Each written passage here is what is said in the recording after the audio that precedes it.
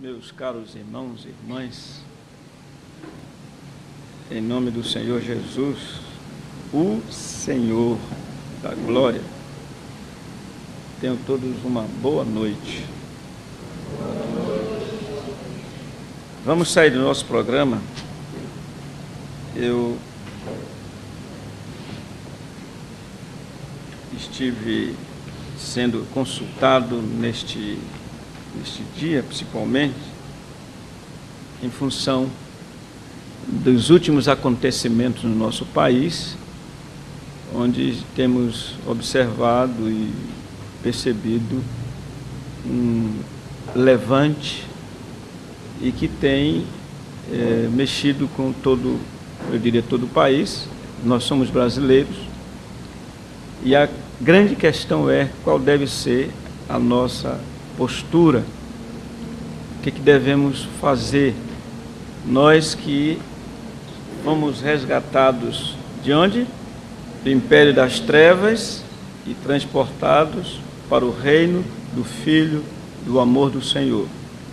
Então, por favor, é o texto que o senhor Nonato leu logo no início, 1 Timóteo capítulo 2, esse texto servirá para nos instruir, nos lembrar, na verdade, quanto à nossa postura diante de um mundo caótico.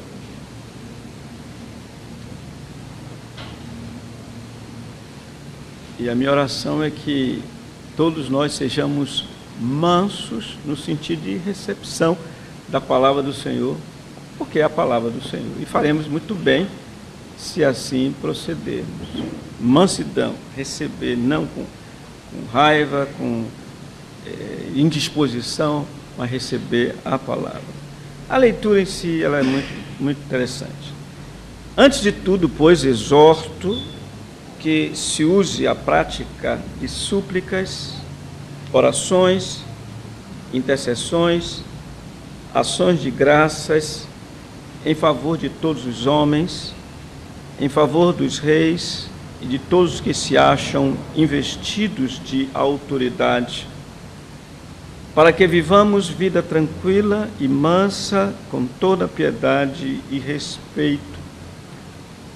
Isto é bom e aceitável diante de Deus, nosso Salvador, o qual deseja que todos os homens sejam salvos e cheguem ao pleno conhecimento da verdade. Porquanto há um só Deus e um só mediador entre Deus e os homens, Cristo Jesus, homem, o qual a si mesmo se deu em resgate por todos, testemunho que se deve prestar em tempos oportunos.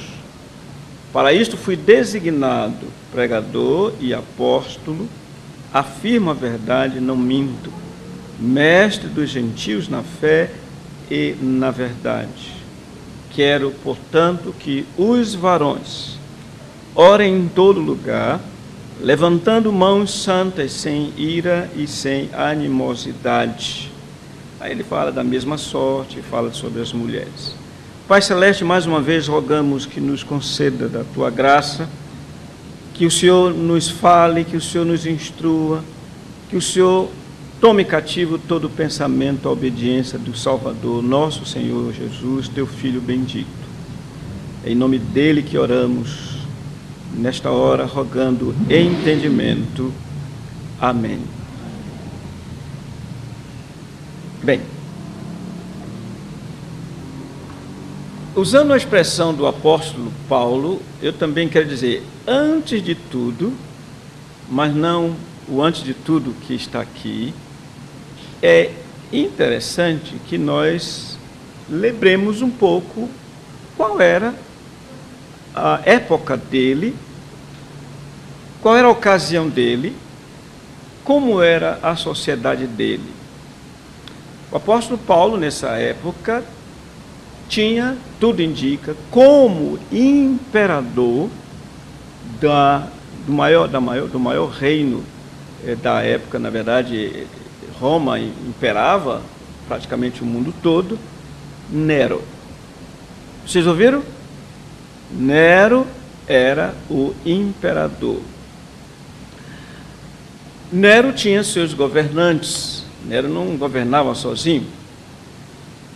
E é exatamente nessa ocasião que não só o apóstolo Paulo, mas os demais apóstolos instruíram de forma incessante. Aqui a ideia é, antes de tudo, pois insisto. Exorto no sentido de encorajar. Encorajamento. Exorto que seja isso. Faças assim. Hajam assim.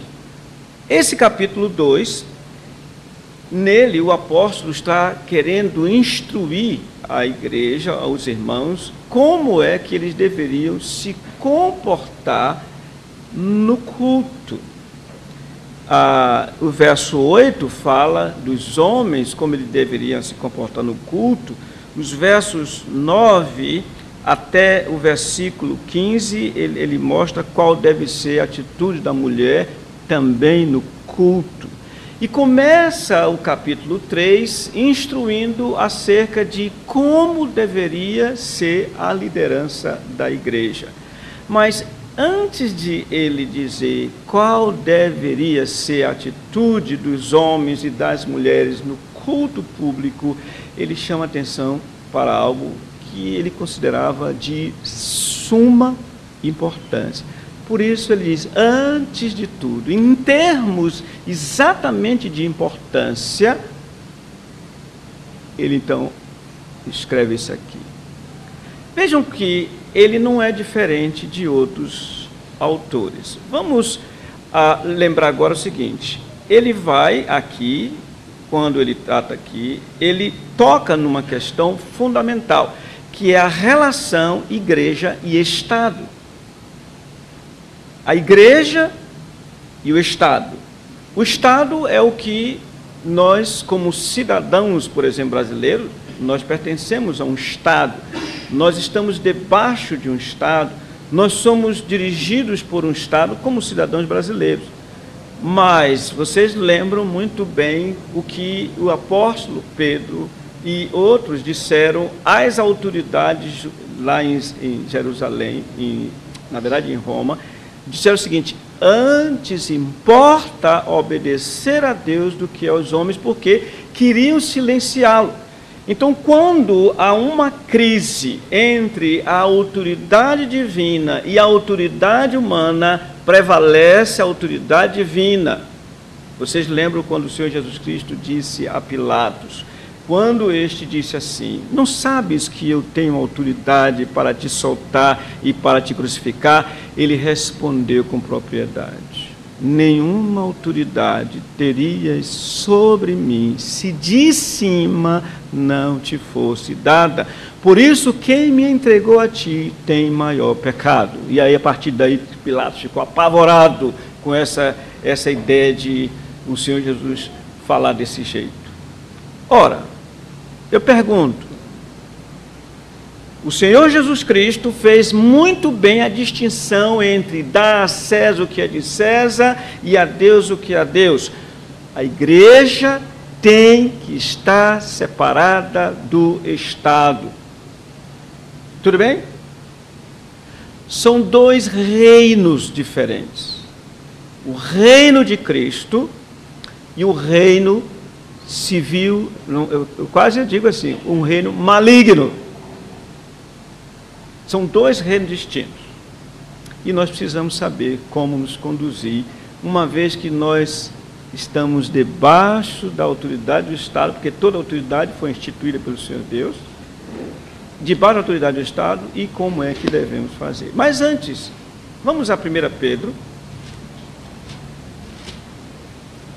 e vejam como não é somente o apóstolo Paulo quem instruiu acerca dessa questão de autoridade, quando ele, no capítulo 2 da sua primeira carta, ele diz assim, no verso 13, sujeitai-vos a toda instituição humana por causa do Senhor, quer seja o rei como soberano, quer as autoridades como enviadas por ele, tanto para castigo dos malfeitores, como para louvor dos que praticam o bem. Porque assim é a vontade de Deus, que pela prática do bem façais emudecer a ignorância dos insensatos, como livres que sois, não usando, todavia, olha aí, o que precisamos muito atentar, a liberdade por pretexto da malícia, vivendo como servos de Deus, tratai todos com honra, amai os irmãos, temei a Deus, honrai o rei. E aí ele diz, servos, sede submissos, no verso 18. Em Romanos capítulo 13, isso aqui é preâmbulo, inclusive eu quero dizer aos irmãos que nós vamos demorar um pouco mais do que o normal nesta exposição, e eu peço que vocês tenham compreensão com relação a isso. Romanos capítulo 13,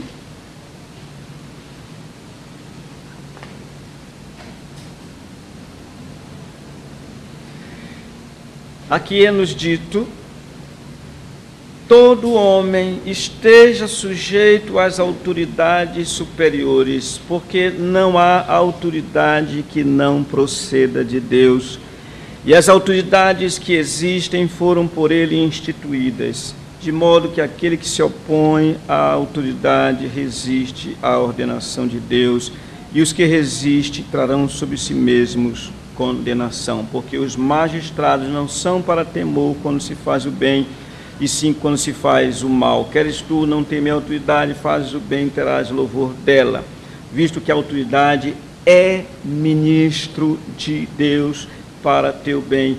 Entretanto, se fizeres o mal, teme, porque não é sem motivo que ela traz a espada, pois é ministro de Deus, vingador para castigar o que pratica o mal. É necessário que lhe estejais sujeitos, não somente por causa do temor da punição, que vem dela, lógico, mas também por dever de consciência. Por esse motivo, o que devem fazer? Também pagais tributos, porque são ministros de Deus, atendendo constantemente a esse serviço. Pagai a todos o que lhes é devido, a quem tributo, tributo, a quem imposto, imposto, a quem respeito, respeito, a quem honra, honra. A ninguém fiquei devendo coisa alguma, exceto o amor com que vos ameis uns aos outros, pois quem ama o próximo tem cumprido a lei. E agora eu vou já adiantar, Provérbios capítulo 24,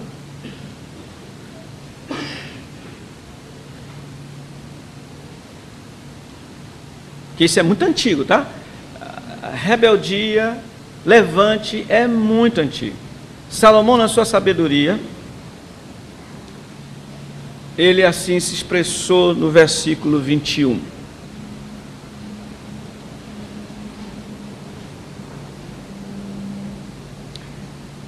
Teme ao Senhor, filho meu, e ao rei, e não, o quê?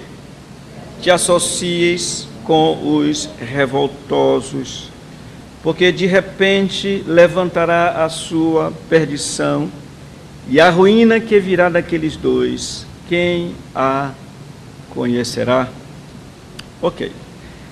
Com essas informações, querendo com isso dizer que os tempos do apóstolo Paulo eram difíceis, eram tempos perigosos, eram tempos de se enfrentar perseguições, morte, tempos em que os cristãos eram bastante acossados e sofriam muito. Qual a diferença daquele tempo para hoje? Nos tempos do apóstolo Paulo existia a seguinte lei. A lei era assim, praticamente era essa: rex lex. O rei é a lei. Quase que era isso. Como era Nabucodonosor. Rex lex. O rei é a lei. Então, por isso que ele mandava matar e mandava mesmo. No tempo de Roma, é quase a mesma coisa. Quase a mesma coisa. Rex lex. Nos nossos dias, mudou. Lex, rex. Vocês estão entendendo? A lei é rei. Eu vou repetir. Lex, rex. A lei é rei. O que quer dizer que existe uma Constituição, agora falar do nosso país, e que essa Constituição deve ser rei sobre todos os cidadãos do Brasil. O que quer dizer também que todos devem se submeter a... Vocês sabem que nosso país ele é constituído de 3 poderes básicos: o executivo, o judiciário, eu estou misturando aqui, e o legislativo. O legislativo, ele cria leis. O judiciário, ele vigia e faz com que essas leis sejam observadas. O executivo age como aquele que gere, que administra, é o gestor de todos os bens da nação. Ok?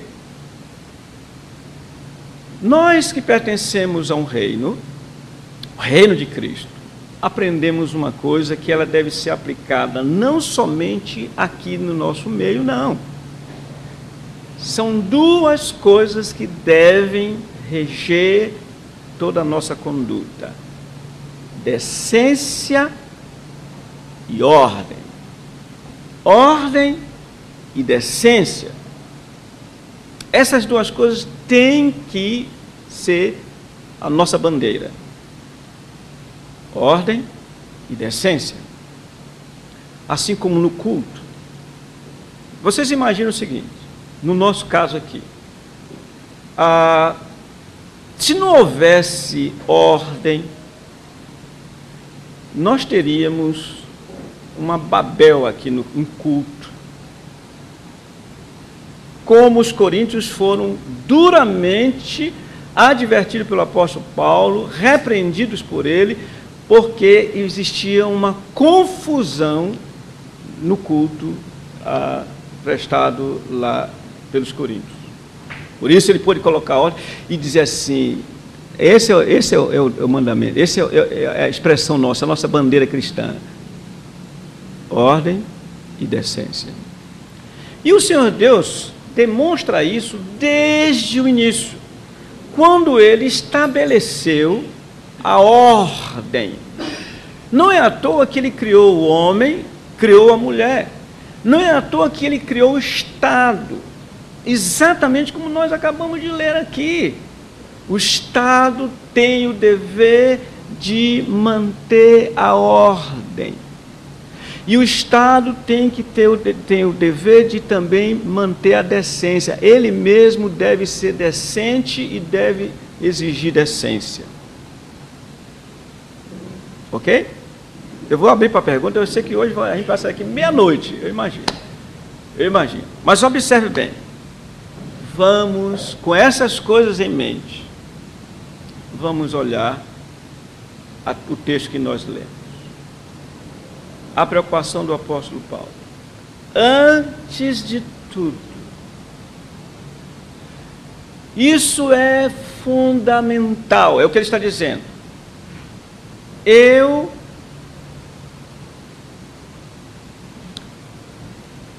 insisto, eu exorto que seja praticado o que segue.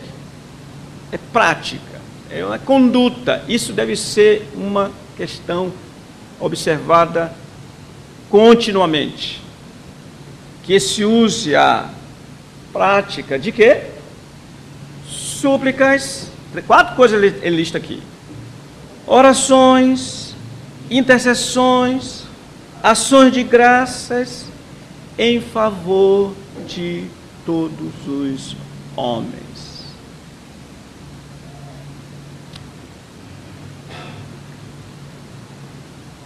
Ele define mais, eu estou falando agora de um modo geral, para depois entrar aqui. Ele define mais, em favor dos reis, e de todos os que se acham investidos de autoridade.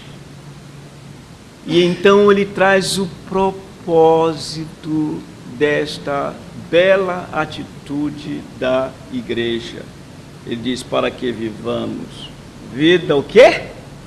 Tranquila e mansa, com toda piedade e respeito.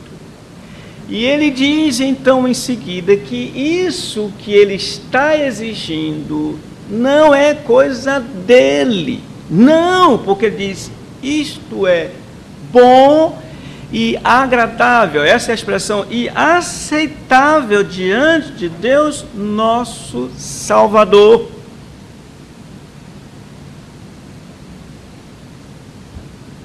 Feito essa exposição rápida, assim, geral, observe bem, meus irmãos,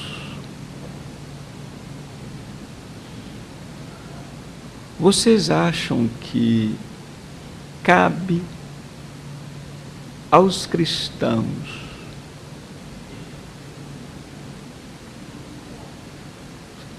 num momento como esse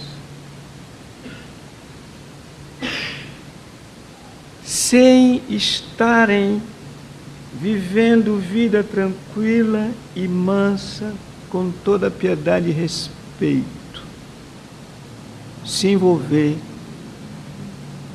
nessa pacificidade que nós estamos observando,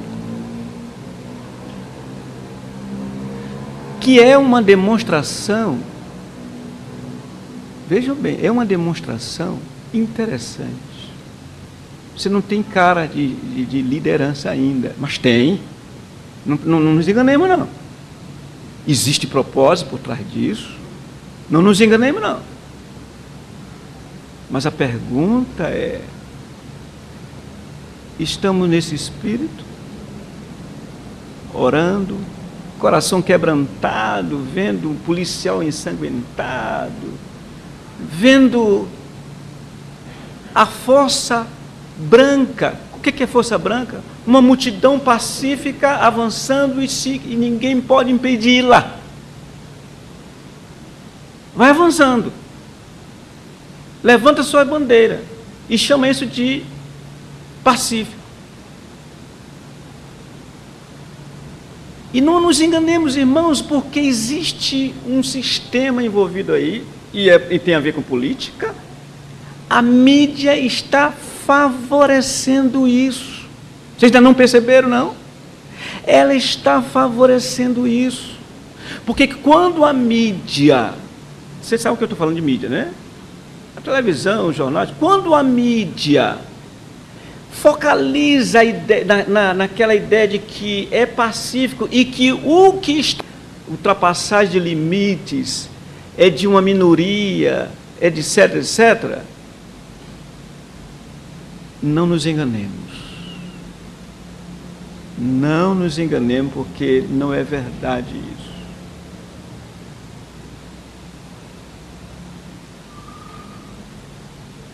Irmãos, nós lemos em Provérbios 24. Ele disse lá: filho meu, não teme a Deus e ao rei, e não te associes com os revoltosos. Sabe qual é a palavra no original para revoltoso? Eu gosto. Alguém está com a revista atualizada, a revista corrigida? Tradução revista corrigida aqui? Alguém tem aí? Leia, por favor. Vocês vão ver qual é a palavra. Provérbios 24, 21. Que nós lemos há pouco. Olha só, a palavra, nossa tradução é, a mídia atualizada é: não te associes com os revoltosos. Lá a tradução é mais fiel.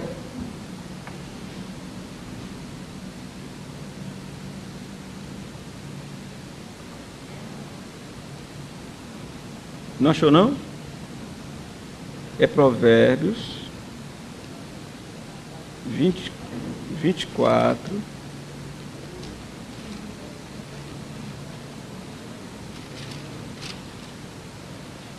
Não achou? 24, 21. É.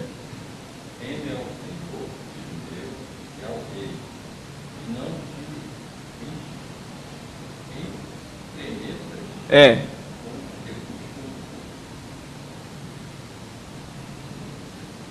É impressionante essa tradução. Não te entremetas ou te associes com os que buscam mudanças.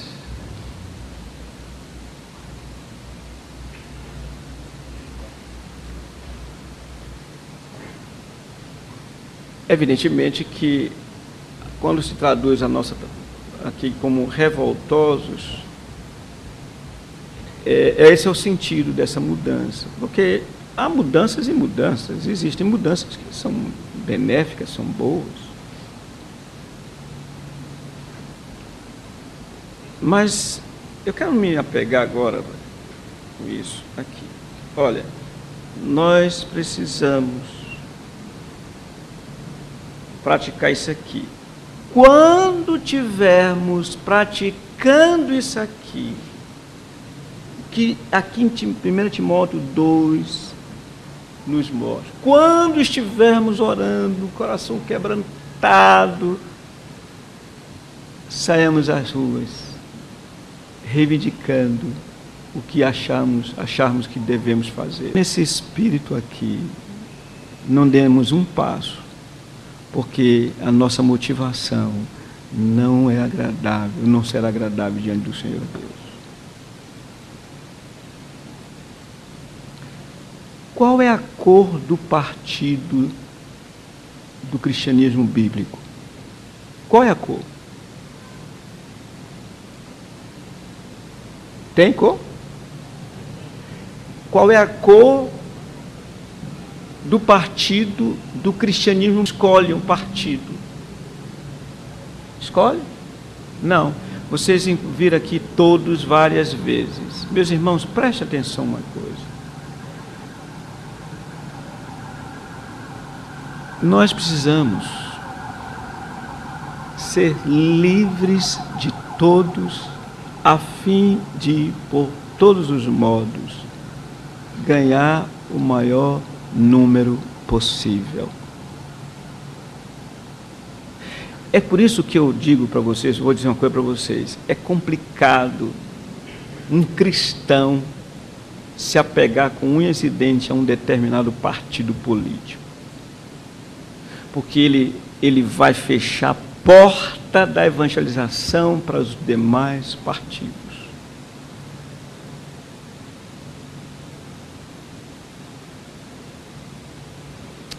Quando nós pudermos olhar, seja para a senhora Dilma, seja para o senhor Arthur Virgílio Neto, seja para o senhor Omar Aziz, seja para o senhor Obama, seja para qual for a autoridade, e no coração tivermos compaixão deles, nós estamos nesse espírito aqui.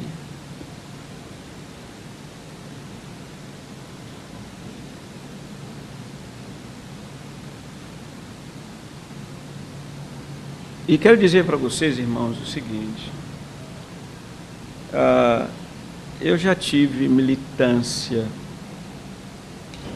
não partidária, por qualquer agremiação, mas eu já militei, já andei e já vi algumas coisas. Meus irmãos, nós não devemos ser presas fáceis dos homens.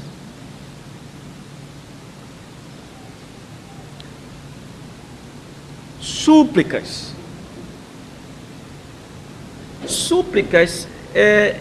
na verdade, essas 4 palavras que ele usa aqui, elas são praticamente sinônimas, porque todas estão relacionadas com a oração, mas há uma ligeira diferença entre elas. súplicas aqui diz respeito a necessidades específicas, por exemplo, como a que nós estamos vivendo agora no país. Esse momento não é um momento específico que requer de nós súplicas. Senhor, tenha compaixão do país. Orações é algo mais abrangente, mais geral. Enquanto a súplica você se põe a falar especificamente sobre questões, como eu já falei, dando exemplo, essas orações têm a ver com necessidades mais gerais. Dr. Hendricks coloca, por exemplo, você tem uma necessidade de uma doença, você tem uma necessidade de alguém um desempregado e outras coisas, então você faz orações. Já a intercessão, ela é algo que tem a ver com você suplicar em favor de. Meus irmãos, pensem, aquele jovem que se envolveu, segundo o relato, eu vou lembrar para alguns aqui, lá em Boston, se envolveu 19 anos, salvo engano, se envolveu naquele ataque que chamam de terrorista. Irmãos, olhar para aquele jovem, não pode odiá-lo, não. Se odiarmos, nós estamos nas trevas. Porque quem odeia, anda nas trevas. Não é para odiarmos, não. É para termos compaixão. Como pode um jovem daquele se levar assim? O pecado, o que o pecado faz? Nós precisamos interceder por um jovem daquele. Precisamos interceder por tantas pessoas que eles trouxe tantas misérias com as suas atitudes. Vocês estão percebendo como é que é a questão? Porque se nós pararmos, olha, nosso governo é corrupto, nossos governantes são corruptos, e esquecermos desse lado, nós não vamos estar no Espírito do Senhor. Nós temos que entender o seguinte: a corrupção, eu não sei aonde e como é. Tudo indica que sim. Eu não posso provar nenhuma delas. Vocês podem? Eu não posso provar nenhuma delas. Tudo indica que sim. Senhor, tenha misericórdia. Dá graça a esses homens e mulheres que dominam o país, dirigem o país, para que saibam como se conduzir, que haja justiça. Mas a misericórdia não pode se afastar de nós, não. Ok? Intercessões. E mais, irmãos, ações de graças. Senhor, muito obrigado, porque o novo prefeito chegou com todo o gás, tapando todos os buracos. Senhor, muito obrigado, porque, olha, aí eu começo a ver coisas dignas de gratidão. Ele é ou não é o soberano? Mas onde está a gratidão? Onde está a gratidão aí? Tem gratidão? Não, tem depredação. Ah, mas é aquela minoria. Irmãos, eu não posso me colocar numa situação em que eu estimule a violência ou qualquer coisa. Não posso. Andarão dois juntos se não há entre eles acordo? Andarão? Se eu ando com eles, eu estou concordando com eles.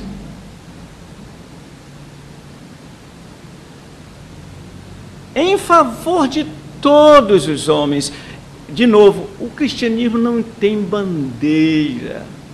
O cristianismo é universal nesse sentido de pregar a todos. O Senhor Deus, e esse todos aqui, deixa eu explicar logo, não significa cada um dos homens, porque nós não temos condições de orar por todos os homens, cada um sem esquecer nenhum deles. Não, não podemos.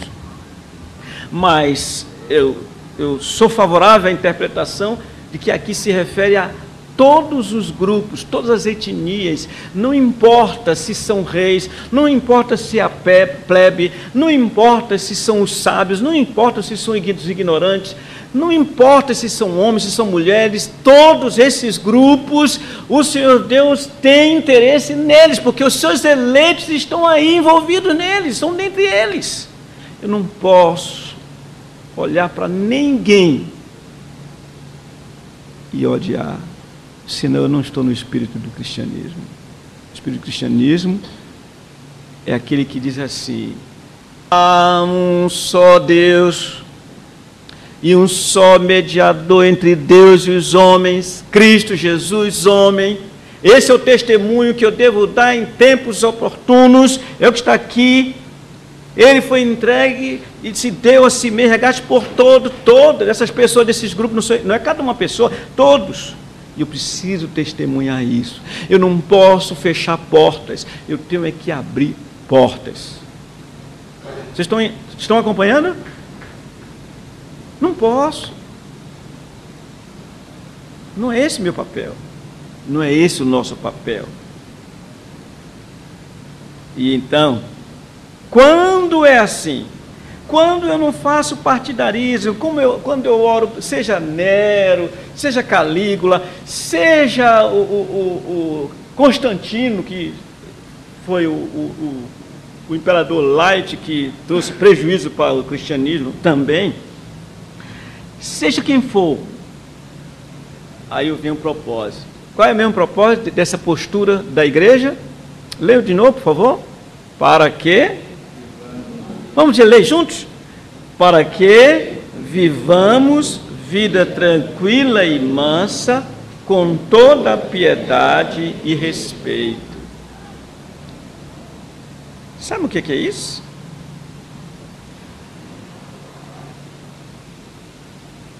De novo, aqui eu tomo o Dr. Lloyd Jones, o Dr. Hendricks, no entendimento que ele tinha disso aqui.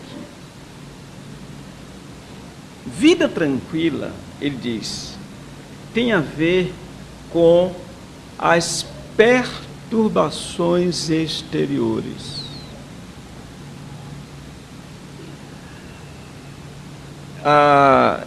Lá em Salvador,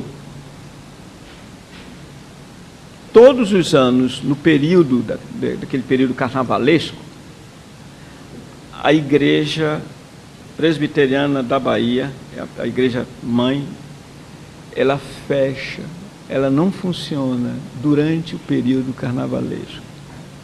Não há tranquilidade, há perturbação externa, os irmãos não podem adorar o Senhor Deus. Não podem, a rua é interditada, é uma confusão. Estamos sujeitos a, no domingo que vem, não é isso? Temos um blackout aí e talvez fiquemos impossibilitados de adorarmos o Senhor aqui, nesse lugar. Isso é perturbação. Mas vejam, quando o Senhor diz que é para nós orarmos, é para que nós possamos ver o país no qual nós estamos, possamos ver que não há impedimento para o Evangelho, não há impedimento para o povo do Senhor adorar, não há perturbação externa. É para isso que ele manda. Ele é soberano e diz: é assim que eu quero, vocês orem pela cidade. Isso é antigo. Abram suas Bíblias em Jeremias capítulo 29 e vejam como isso essa postura do Senhor Deus é antiga.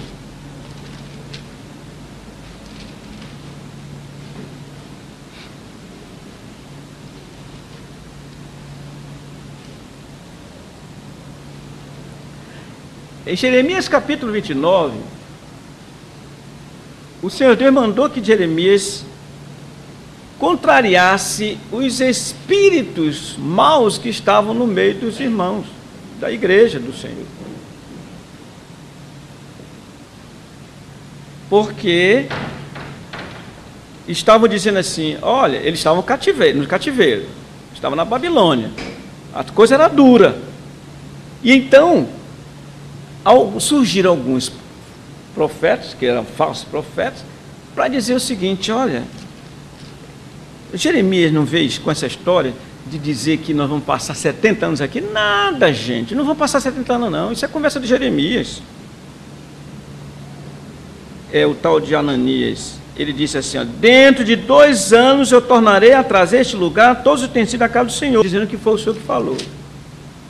Aí Jeremias mandou a carta dizendo, olha, vocês não vão sair em 2 anos, vocês vão passar os 70 anos designados pelo Senhor. Enquanto isso, vocês estão no capítulo 29 de Jeremias? Enquanto isso, verso 5, edificai casas e habitai nelas, se na terra é estranha, hein? Plantai pomares e comei o seu fruto, tomai esposas e gerai filhos e filhas, tomai esposas para vossos filhos e dai vossas filhas a maridos, para que tenham filhos e filhas, multiplicai-vos aí no cativeiro, e não vos diminuais. E com relação à cidade que vocês estão morando, leiam comigo, por favor, verso 7. Procurai a paz da cidade para onde vos desterrei, e orai por ela ao Senhor, porque na sua paz vós tereis paz. Irmãos, é isso, a ideia é isso, para que vivamos vida tranquila, sem perturbação exterior. Que bom que não temos nenhuma dificuldade com os vizinhos. Por exemplo, o vizinho colocou a tacacá ali, por mim não teria, mas eu vejo até, vou lhe dizer uma coisa para você, não digo para você, nenhum de vocês compraram a tacacá lá, eu não vou dizer isso, mas eu digo para vocês, olha, estão nos guardando ali, ou não? Não estão vigiando não? Ou não? Estão, o Senhor usa, e deu um alívio para a diaconia, deu um alívio para a diaconia, eu não sei se os diáconos já perceberam isso, está ali, mais claro, vamos brigar com o vizinho?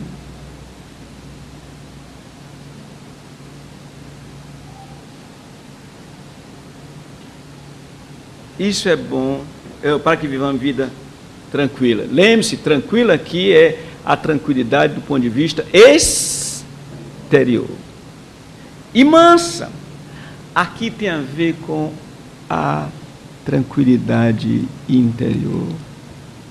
Irmãos felizes, os que ouvem o que estamos ouvindo nesta noite, e estamos em paz, nos submetendo à palavra do Senhor. Eu gostaria, sinceramente, eu falo com temor, que todos vocês experimentassem a tranquilidade que eu experimento em relação a essas pessoas. Ontem eu saí daqui, aí quando chegou naquele ponto que afunila por causa daquela obra de prospecção do solo, né? É a funila, e eu estou na minha aqui, eu já sabia que tinha lá afunilamento, já fui na direção certa. Aí veio um carro aqui, forçando a barra, aí parou aqui, ele forçando a barra. Aí eu parei, deixei ele forçou, foi. Eu disse, Senhor, tenha misericórdia. Aí, tudo bem, lá foi ele. Eu olhei bem, eu sabia que era o carro. Lá adiante, no posto de gasolina, depois que desce assim, ele fez outra barbeiragem. Vi um carro aqui na dele, ele entrou no posto com tudo. O carro teve que fazer isso, se jogar no posto. Aí, o moço saltou do carro, e aí eu agora já orando, Senhor, tenha misericórdia, não permita que eles se atraquem. Já tinha que ir embora. Eu pergunto, irmão, qual é a perturbação interna? Se você ora, você está orando, você acabou de orar, o camarada fez uma barbaridade dessa, você ao invés de xingar ele e a mãe dele, você ora por ele, se eu tenho misericórdia, qual é a perturbação que você tem interna? Tem? Pelo contrário, vida mansa, com toda piedade e respeito.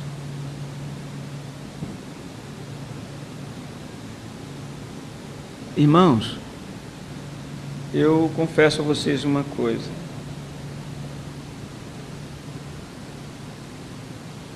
De vez em quando eu encontro gente da alta sociedade por aí, alguns conheço, tá? Mas eu fico tão tranquilo, falo assim com temor, mas eu quero que vocês ouçam isso. Fico tão tranquilo, porque eu não tenho nenhum problema com eles. Nenhum.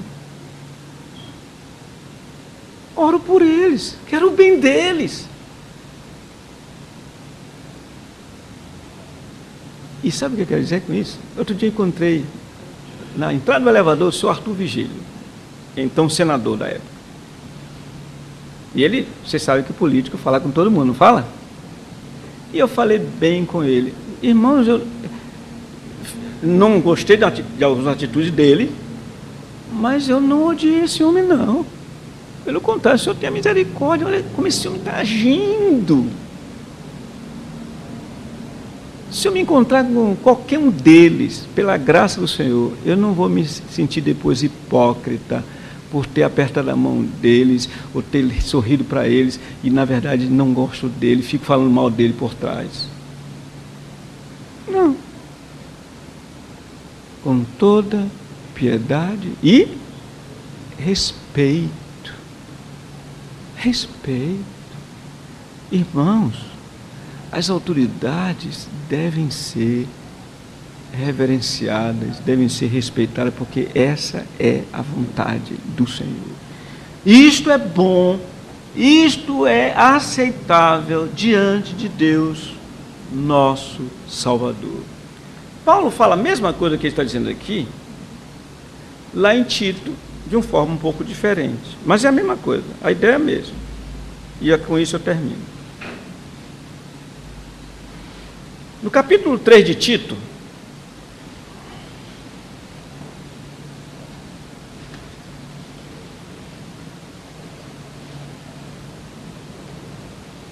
ele falando àqueles que foram alcançados pela graça salvadora, aqueles que estão sendo educados, para que, renegados a impiedade e as paixões mundanas, vivam no presente século sensata, justa e piedosamente.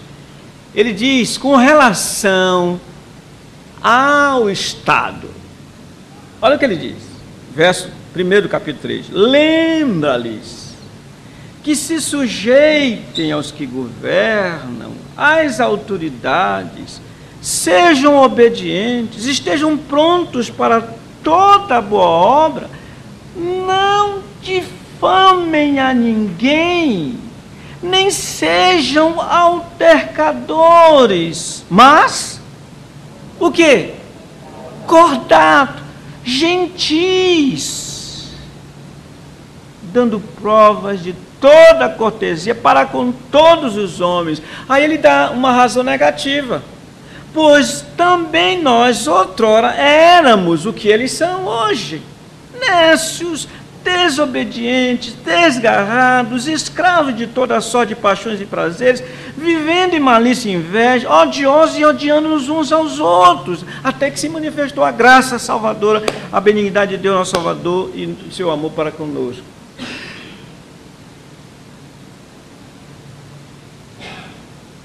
Diante de tudo isso, vamos, irmãos, vamos colocar diante do Senhor e dizer, Senhor, tenha misericórdia, livra-me de ter um espírito que não seja genuinamente cristão, faz-me lembrar do que eu saí das trevas, Ele me resgatou do império das trevas, como eu comecei, e me transportou para o reino do Filho do teu amor, nosso Senhor Jesus Cristo.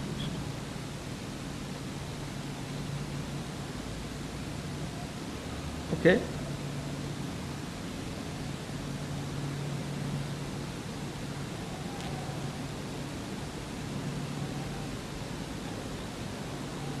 Eu tinha vontade de dizer assim, querem ir às perguntas? Mas eu penso que é melhor a gente orar. Mas, se alguém quiser fazer, vamos ver. Se for fácil.